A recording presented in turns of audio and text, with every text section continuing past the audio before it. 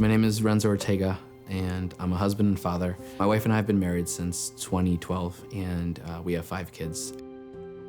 Looking back now, St. Joseph has been there since the beginning of the foundation for our marriage.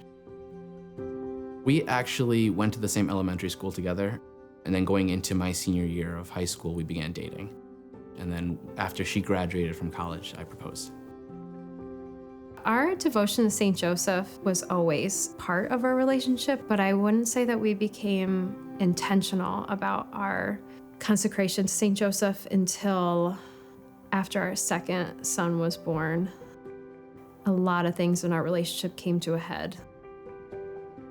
I think the excitement of being newlyweds was starting to wear off, and family life was really becoming a reality. I was working in social work. My work was incredibly stressful. Like, my mind was at the office to the point that whenever I got home, I was still absent. Emotionally, I was absent. Mentally, I was absent. He was very stressed. It was really difficult. So things started to fester and things got harder and harder. A lot of other things fell to the wayside. A lot of the intentionality of being a wife, and even like our home was just falling apart. I wasn't sure what true masculinity, true fatherhood, how a husband should be.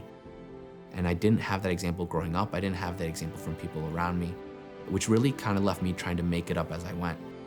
I developed a hunger to find out what was not working right in my marriage, what was not working right as a father. And then that hunger really brought me to start reading St. John Paul's writings. Ultimately led me to his apostolic exhortation, Guardian of the Redeemer. And then I suddenly realized that the model that I had been missing was St. Joseph. It's really transformed our entire family. There's twice in the Gospels where Joseph is, talked to by an angel in a dream, and immediately after that he acts.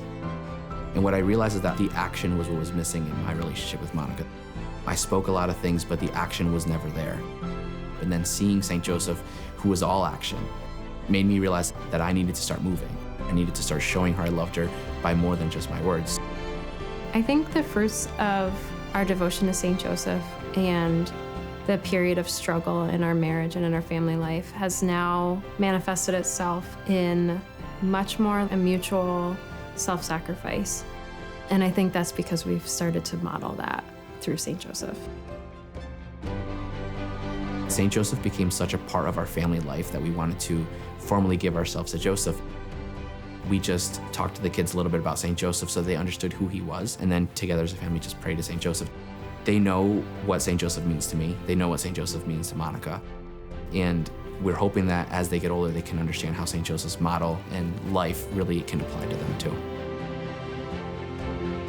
What God showed me through St. Joseph is that the battle isn't out there somewhere, but it's in the home. It's within me, it's within my family. From there, I realized, I have to start implementing the way St. Joseph loved Jesus and Mary into my life. And it's really transformed our entire family.